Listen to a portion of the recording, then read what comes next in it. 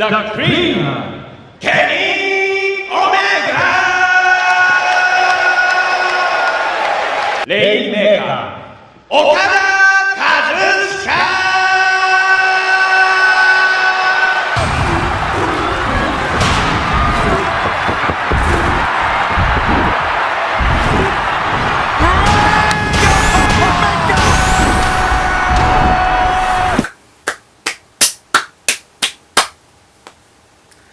Tekken and New Japan Pro Wrestling collaborating really does work wonders, doesn't it?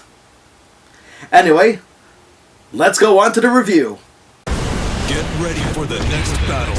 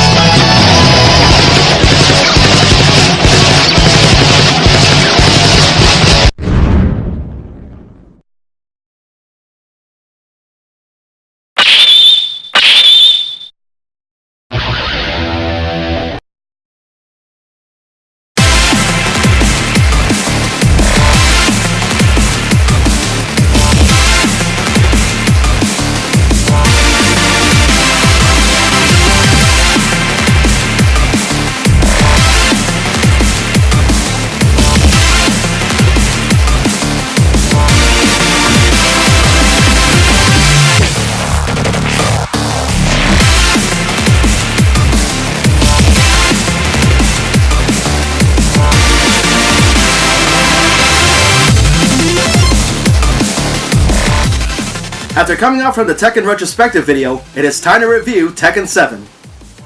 Now, development for this game, at least 2 years past, is actually quite different from past Tekken games because it actually saw just limited arcade releases in Japan, which is very unusual because Japan still has the arcade scene going on, while in the US, well, you very much know the story. I guess the reason for that is because Bandai Namco really wanted to test out how the game will turn out in the newest Unreal Engine 4, which many games nowadays, no matter what the genre, use.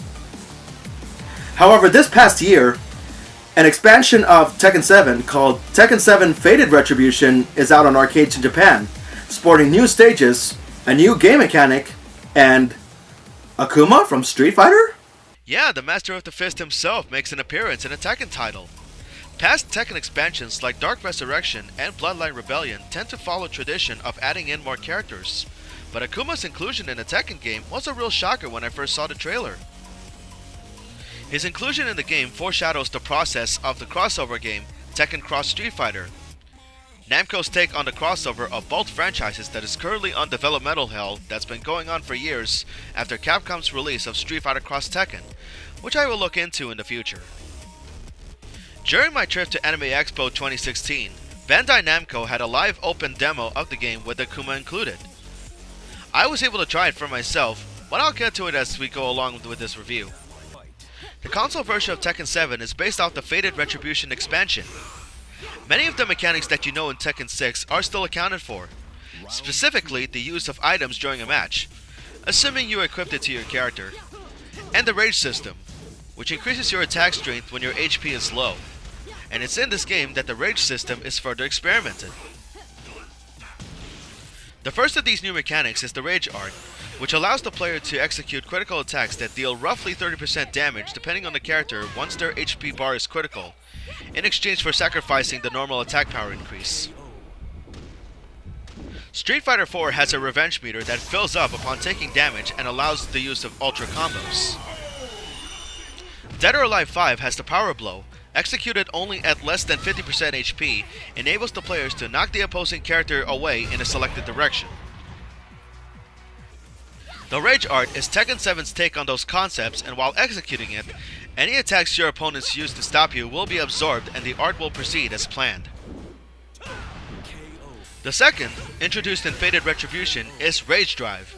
This game's take on Street Fighter Cross Tekken's Quick Combo, which allows the player to empower certain attacks by sacrificing their rage mode when you hope to get yourself out of a tight squeeze, or extend your combo, a la Tekken Tag 2. Rage art is also adjusted so that the amount of damage dealt to the enemy is inversely proportional to the player's current HP bar. Characters also have Power Crush, which lets the player continue their attacks even while being hit by the enemy, although they would still receive the damage dealt by the enemy's attacks. This works only for absorbing high or mid attacks, essentially Tekken 7's take on Street Fighter 4's Focus Attack. Other changes include the introduction of meter-type characters, who can perform jumping attacks, do special attack cancels, and use a dedicated EX/super meter as a limiter for some special attacks in place of the Rage Drive. Basically taking the 2D gameplay of Street Fighter while also maintaining Tekken's degree of motion, and unlike 2D fighters, Tekken would lower the speed of some attacks and movements to coincide with Tekken's gameplay. There are 3 characters that are meant for this mechanic, with 2 of them being Eliza, a vampiress who debuted in the free-to-play Tekken Revolution, and Street Fighter's Akuma. I will mention who the 3rd character is later. Other than the aforementioned mechanics, the game is still as fast as Tekken 7 and Tag 2, and the rebalancing of the game engine is more welcoming. And the game sure loves epic zooming and slowdowns, which you'll often see as you play through the game, as there's new camera effects that have been added, such as dynamic slowdown on trade, and certain high impact hits and slow motion effect that occurs when both characters attack at the same time, and one or both characters will be knocked out by the next hit. Needless to say, the controls are even smoother than Tekken Tag 2. Many of the new characters like Claudio Serafino and Shaheen are fun to play as, and some of the new characters like Josie Rizal and Katarina Alves are created as good starter characters for newcomers to the series. Akuma, by contrast, is very complicated, especially when I played as him during the demo at Anime Expo last year. He plays as if you are really playing a Street Fighter game, only with toned down attack speeds and without any simple combos to execute, so you really need to study his command list before even trying.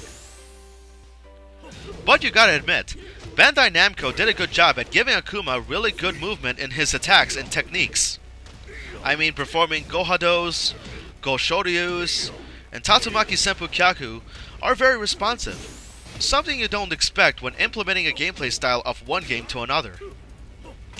Also, I can't get enough of the Shun Gokusatsu, as it's always been my favorite super move in any fighting game. A simple blackout followed by a relentless beatdown, but the results are very satisfying. Gone from Tekken 6 is the scenario campaign, and is instead replaced by an all-new story mode called the Mishima Saga. It's in this mode that we would learn the story of what's currently happening in Tekken 7, and you also unlock character stories in which certain characters have some relevance to the story, while others are just their own plot, much like the story route in Dead or Alive 5, and according to Harada-san, Akuma, despite being a guest character, has a major role in Tekken 7's plot. Now, for the sake of consistency, I will take only a few character stories from the character stories section and then put them into the main story, and explain it all as one big story to make sense of it all. If you're story oriented like I am, and you never played Tekken 7 yet, and you don't want to be spoiled on the story, I suggest you skip to this part of the video to avoid the spoilers, but if you don't mind being spoiled by the story, then, well, more power to you. In Tekken 7, both Mishima Zaibatsu and G Corporation are still at odds, despite Azazul's destruction by Jin's hands. Throughout the story, the plot is narrated by an unnamed journalist who lost his wife and child in a bombing raid during the war that Jin started in Tekken 6, as he tasked himself of getting the expose about the two companies at war. The scene cuts to several years past, long before the start of Tekken 1. Kazuya's original backstory on the PS1 was that he was thrown off the cliff by Heihachi at age 5 to see if he can climb back up and prove himself a member of the clan. However, in this fight scene, a 5-year-old Kazuya was bent on killing Heihachi for murdering his mother, which will be revealed as the story progresses. During this scene, You'll be learning the mechanics of story mode, as well as the use of story assist, by holding down L1 and press any button for a technique to execute easily. Heihachi easily defeats Kazuya, and it's from there that Heihachi throws Kazuya off the cliff, which would jumpstart the Tekken mythos. In Jin's absence, Nina Williams took temporary helm in leading the Mishima Zaibatsu. That is until Heihachi breaks in, defeating the Tekken force with ease, and regain control of the company upon defeating Nina into submission. With his return, Heihachi immediately announces the next Iron Fist tournament in an attempt to lure certain fighters in again. Later at a hotel, the journalist, with not much information to gather on both companies, is currently at a slump, until another reporter enters his room with some information about G Corporation. He showed the journalist reports of incidents that have occurred during Tekken 4 and 5. The scene cuts to the intro of Tekken 5, which I still think is the best Tekken intro ever, where G Corporation's choppers deployed Jack 4 robots to assassinate both Mishimas as they regain consciousness following their defeat by Jin. The scene then cuts between parts of the intro, and you actually get to fight waves of Jack 4s as Kazuya and Heihachi. The difficulty setting you choose at the start of the game doesn't affect the ending, but it does affect your style of fighting. As shown in this footage, if you're playing the story mode on easy, you have access to simple basic combos that you can perform at any time. Any other difficulty setting will not only affect the opponent's AI, but you also get to play the mode as if you're playing regular arcade mode. Of course, just like in the past, Kazuya then leaves Heihachi for dead with the same scene of Jack 4s holding him down and one of them self-destructs, seemingly killing Heihachi. Back in the present, the journalist's friend also showed him a newspaper article of G Corporation's laboratories under attack, which is a reference to Kazuya usurping G Corporation at the start of Tekken 6. Heihachi and Nina flew off to Italy in hopes of recruiting someone who can eliminate the Devil Gene, only to be greeted by a group of exorcists known as the Serious Marksmen, led by newcomer Claudio Serafino, who is not one that would immediately trust the corporation. However, after a fight between Heihachi and Claudio, Heihachi convinces Claudio to assist his cause as they both wanted the Devil Gene wiped out from the face of the earth. In a library, the journalist continues to gather information about Kazuya and the Mishima lineage. It's here that we learn that the Mishimas existed during the days of the warring Taira and Minamoto clans, also known in Japanese history, if you're curious, as the Heian period. In modern times, Jinpachi created the Mishima Corporation in dedicating itself to teaching the martial arts properly and handle peace relations, as he himself detests violence. However, Jinpachi's accomplishments were short-lived when Heihachi attacked and imprisoned his father in a coup d'etat, thereby renaming the faction as the Mishima Zaibatsu, making it a military organization. Then finally, an article on Jin, who then started a war with the world, which caused all the chaos to happen in Tekken 6. The Mishima Zaibatsu aims to get Jin back to them as the United Nations are salvaging him from the Sahara Desert. Around that time, Claudio receives information of reports of a being that's inhuman, which Heihachi immediately concludes to be Jin. As the UN carries Jin, he awakens and his devil power causes the chopper to explode, granting his escape. As he's walking in the desert, soldiers are continuing to pursue him, only for the Devil Gene to take effect once again. Jin, still in devil form, ends up in Saudi Arabia, where he is greeted and fought to a draw with Hwarang, only for more soldiers to attack him, but Hwarang pushes Jin away when a grenade is inbound. Jin reverted back and continues to run away, while Hwarang is left incapacitated with a damaged eye, which is why you see him fighting now with an eye patch upon his recovery. Jin is slowly losing consciousness as soldiers isolated him. However, an armored buggy shows up to rescue Jin from his pursuers, and the rescuer is Lars Alexanderson. After some fisticuffs and a gunfight, Lars was able to get away with Jin intact.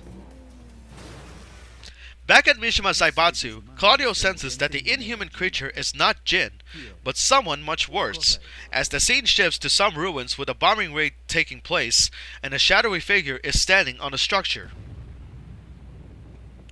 Upon further research, the journalist found out that Heihachi was married to a woman named Kazumi of the Hachijo clan, who has since passed on around the year that Mishima Zaibatsu was formed, and that's all he gathered.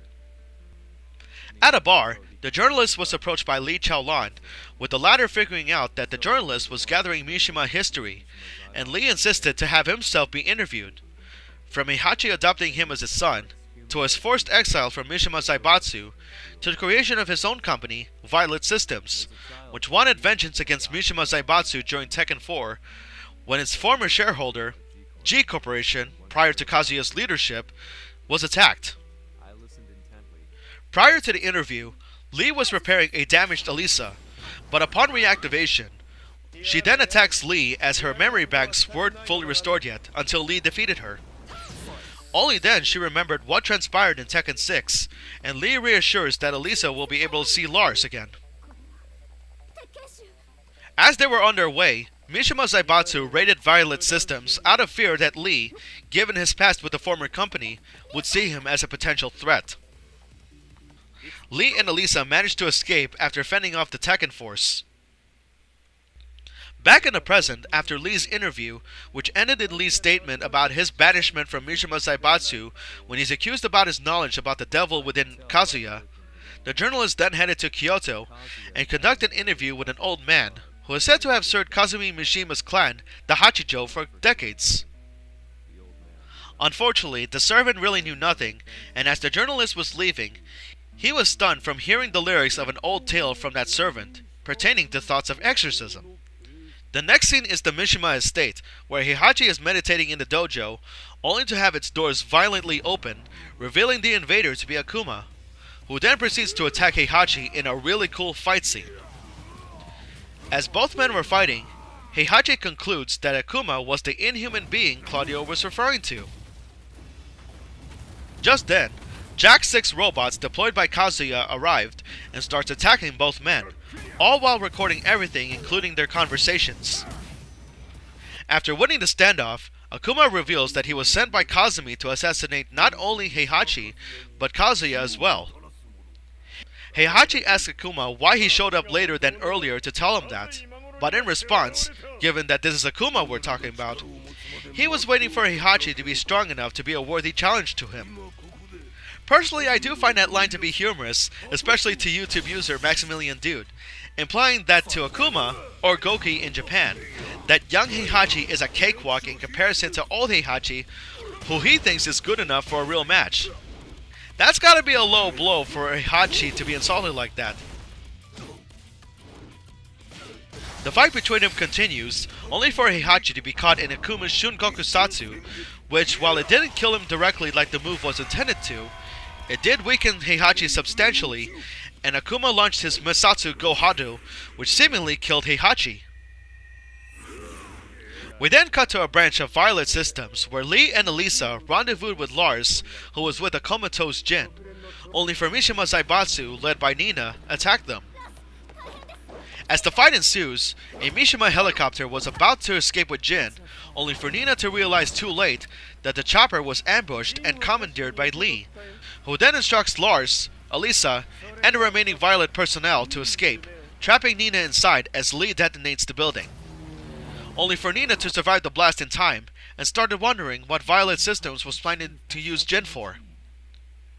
It can be implied that Nina breaks away from Mishima Zaibatsu after that failed attack. The journalists rendezvous with Violet Systems with a still comatose Jin with them.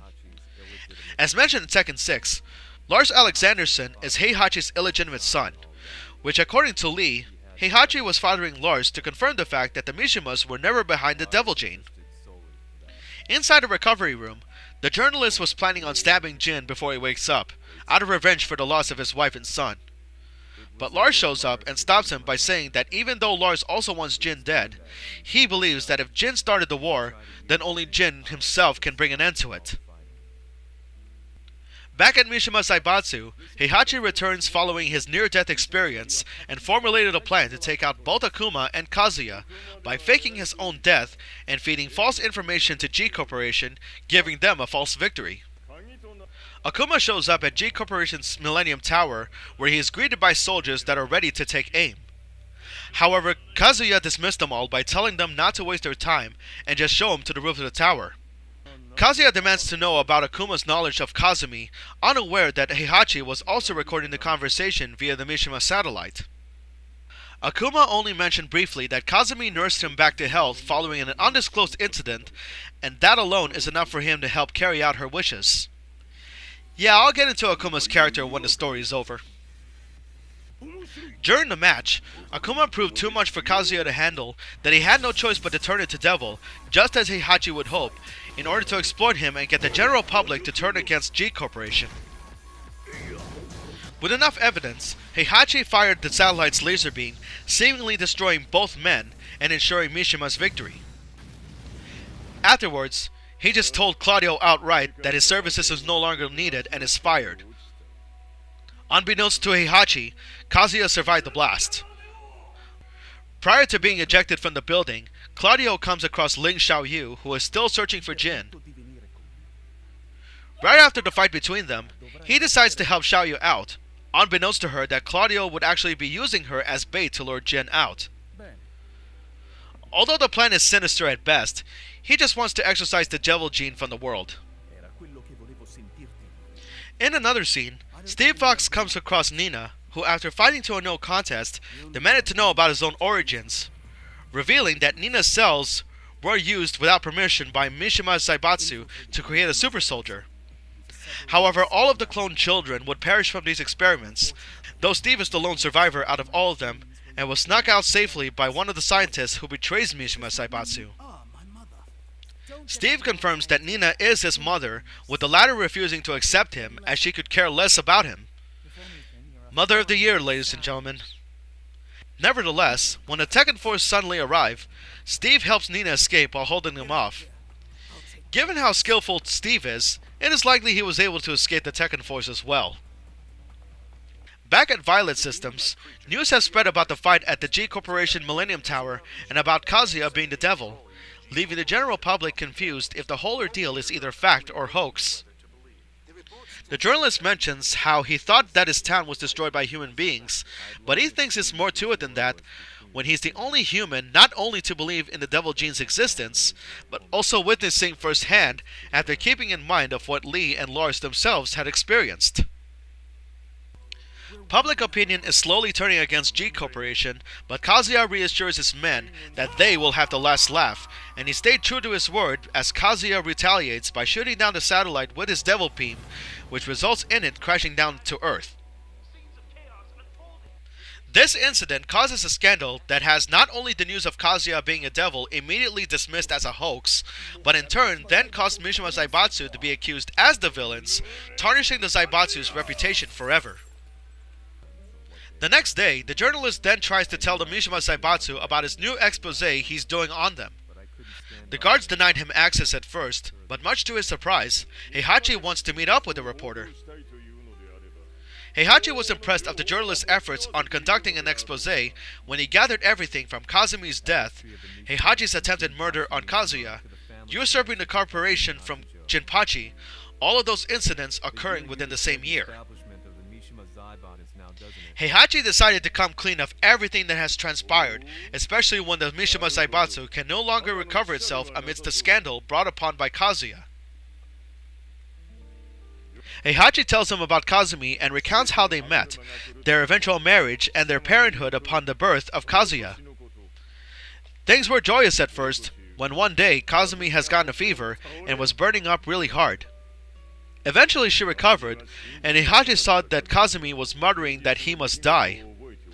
She fainted yet again, with Heihachi concluding that it's all nothing but hallucinations, but at the same time he felt that there's two sides of her, realizing that somehow the next incident would cause everything to take shape, leading to Tekken 1. So who really started the Devil Gene? We already know that Jinpachi didn't start it, as his corpse was possessed by the Devil Power, thus was never born with it. And we also learned that Heihachi is not the carrier, as evidenced by Lars not having the ability to transform despite being born a Mishima. Although Azazel is likely to have been carrying the Devil Gene, he wasn't the perpetrator, as evidenced by Jin still bearing the Devil's Mark on his arm during the former's demise at the end of Tekken 6. The progenitors of the Devil Gene is actually a forced Devil Gene possessed Kazumi, or rather the Hachijo clan who planted Kazumi to the Mishimas that started this whole family feud the entire way. That's our scumbag! Continuing the flashback, Kazumi confronted Heihachi the next night that year when he was training and told him that one day he would inflict war on others and begins fighting against him. During the fight, she turns into her devil form, and after an intense fight, Heihachi reluctantly defeats her and walks away in sadness. Kazumi gets up for another attack when Heihachi grabs her by the throat, with Devil Kazumi begging to let her live.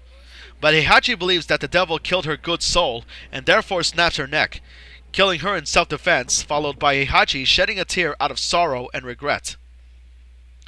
Heihachi then told the journalist that initially, he threw Kazuya off a cliff because he wanted to see if he could get back up and become a worthy heir to the Mishima Zaibatsu.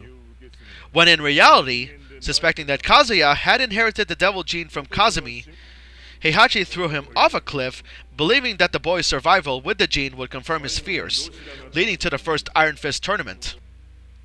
Heihachi then says it's his fault for his family's deaths, but also regrets not killing Kazuya directly to prevent any of the incidents from happening. Heihachi asked the journalist if he hates him for his family's fates, only for the journalist to ask how he knows about it before being grabbed by the Tekken Force. The journalist then asked what the war means to Heihachi, only for Heihachi to walk off and the journalist getting knocked out by the Tekken Force and was thrown off to a wharf where he was picked up by Lars. When he wakes up, he sees Lars, who tells him that the Zaibatsu told Lars to come, and they go back to Violet Systems. The journalist was thinking about what Heihachi said and the look Heihachi gave him.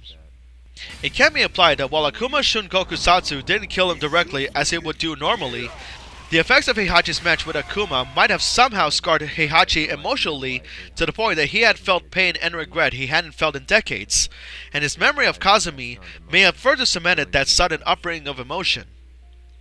You can also say that the possessed Kazumi has inadvertently caused Heihachi to be the power-hungry madman that we eventually came to know.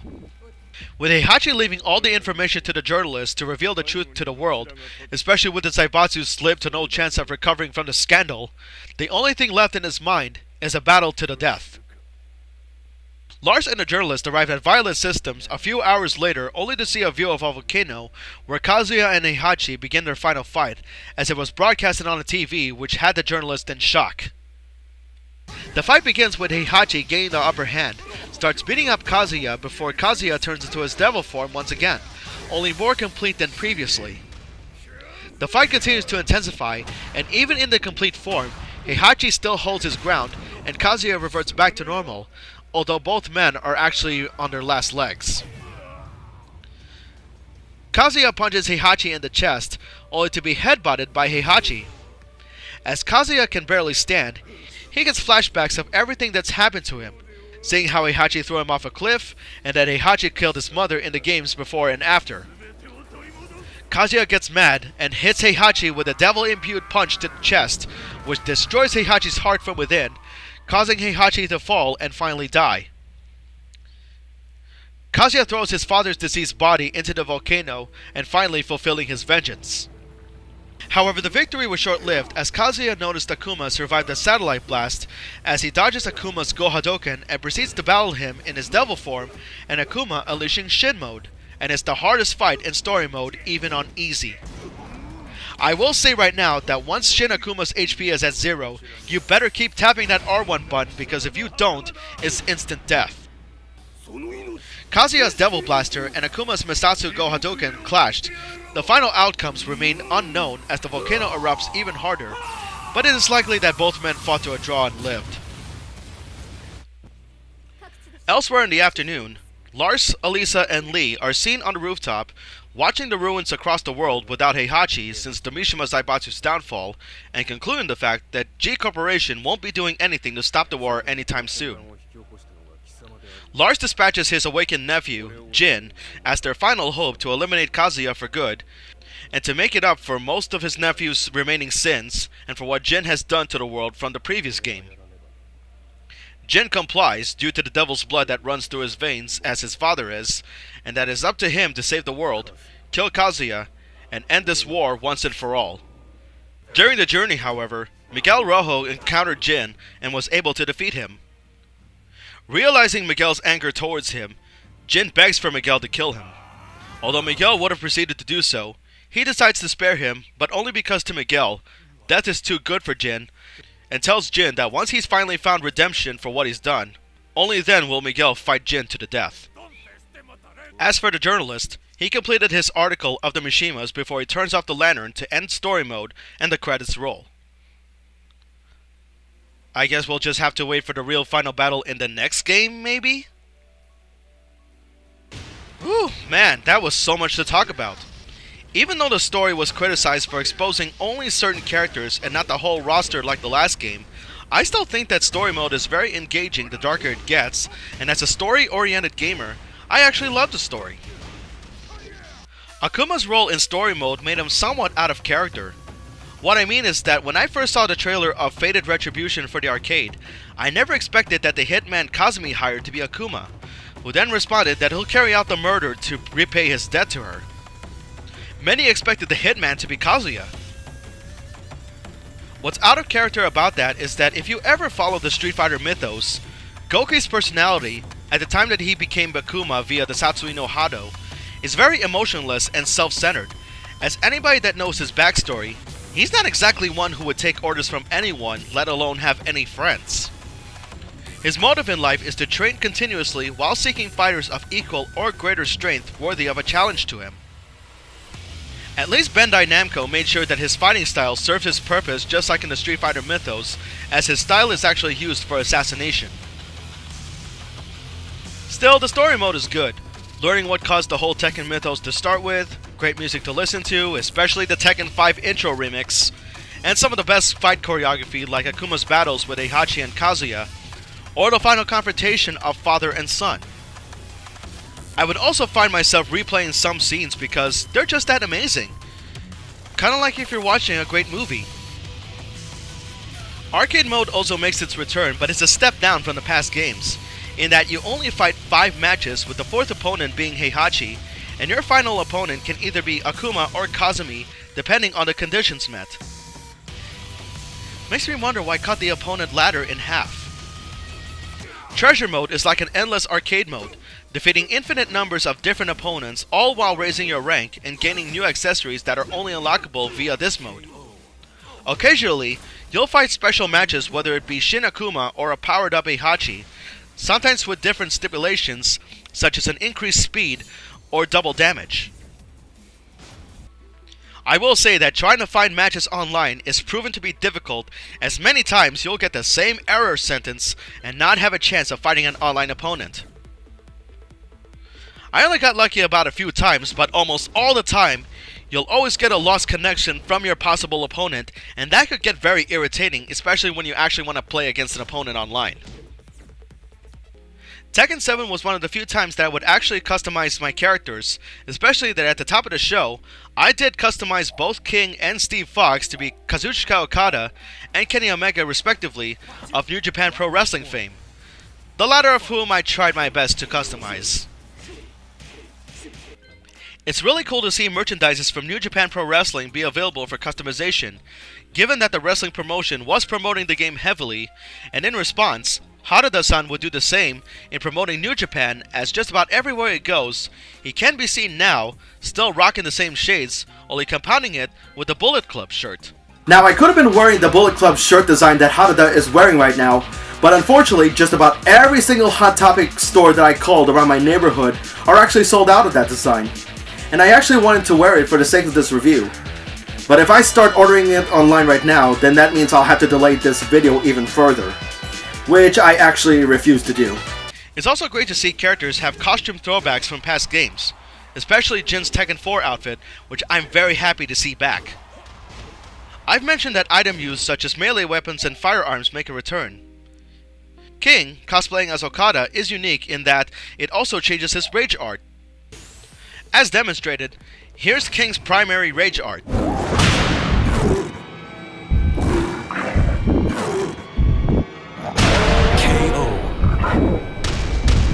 Now we see King as Okada.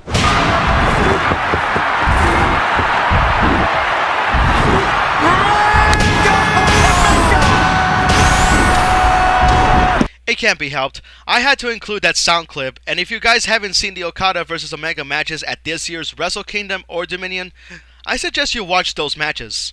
And seeing Okada's Rainmaker finisher show up in Tekken 7 is a really nice feature. Visually speaking, the character models are more defined than in Tekken Tag 2, and I'm very impressed with how Akuma's model turned out. They gave him the physique that's in the style of Tekken, but keeps his face as awesome and menacing as you know him in Street Fighter. Even the models during CG cutscenes made it seem like you're watching a really good movie. As for sound presentation, I'm not a huge fan of the soundtrack as most of them are dubstep. Heck, I'll go as far as to say that Tekken Revolution's soundtrack is not that good at all, if only because a lot of them are dubstep. Some of the tracks in Tekken 7 that I actually like would be the remix of the Tekken 5 intro that is used in the standoff between the Jack 4s and the Mishimas, as well as the song Heat Haze Shadow, which is used in the final fight between Kazuya and Heihachi. I suggest you click the annotation or one of the links below to hear them for yourself. Oh, but that Tekken 5 intro remix, yo.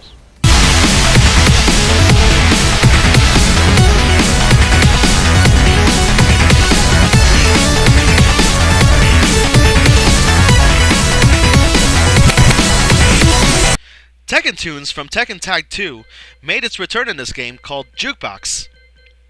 You can set the stages to play songs from all of the available games in the series, or you could create your own playlist and mix and match any song you like on specific rounds. Yes, only in Tekken 7, if you leave the soundtrack on default, stages will now have different variations of a stage's theme, with the second variation usually playing if one fighter is only one round away from winning and closing the match. It brings a sense of tension when you want to give it your all to either finish your opponent off or do your best to make a comeback. I'm sure the game could have had more modes to play, but I think fighting games of this generation tend to do that, as it's believed hardly any mode like survival or team battle is hardly played anymore. Also, the game could use more veteran characters like Julia Chang and Lei Wulong. Though some characters like Craig Marduk and Armor King are mentioned only on King's plot, which would explain their absence. Still, it would have been great to see more modes and old characters return. I'm glad that the story mode for Tekken 7 is now a one-on-one fighter instead of having a 3D adventure from Tekken 6, which is something I actually am not a fan of. And speaking of Tekken 6, it had a huge roster that it would have made sense for other veteran characters to actually make it to Tekken 7 to expand the roster even further. Also, speaking of story mode, some of the other characters could have had more chapters to the story than just be relegated to just one chapter storylines. As for online mode, well, the netcode still sucks. I'm sorry. But the thing is, no matter how much I tried, even with a good connection, all I get is a lost connection from the opposing player. I was lucky enough a few times, but a lot of times, I have no such luck. But I will say though that the fighting engine and the graphics are, as always, improved every single title, which is actually a plus for me. That and the fact that I love seeing the New Japan Pro Wrestling content and seeing King doing Okada's Rainmaker finisher.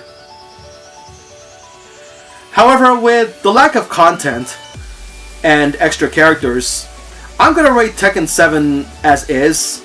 So, Tekken 7 will get a final score of 9 out of 10. But even with the lack of modes and characters, I don't let that keep me from having fun because I'm actually having a fun time with this game. In fact, the trophies in this game are pathetically easy. It didn't even take me more than a day to actually complete them all. But hey, if you're still playing Tekken 7 right now, well, I got some cool news to share with you viewers. Very soon, Bandai Namco is going to release a DLC called Ultimate Tekken Bowl. And I couldn't wait for that considering that I actually do enjoy that mode since Tekken Tag 1 and Tekken 5 Dark Resurrection. Also, one of the best news that I've heard this year, especially on this year's EVO, is the announcement of one of the first DLC characters. And the person that they announced is none other than SNK's Geese Howard. The crowd was ecstatic the moment he was revealed, and I was too. It's great to see his fighting style be implemented in Tekken 7, And Geese Howard is the third character next to Eliza and Akuma that would use a meter for his techniques and special moves. I can't wait to play as him, that so much so that Tekken 7 has slowly become Namco versus Capcom versus SNK. And I really can't wait to download him this coming winter. You can go ahead and click on the annotation on the video, or just click on the link below to see the trailer. And trust me, you won't be disappointed. Well, that wraps up this review. I hope you like what you see. Thank you for watching, and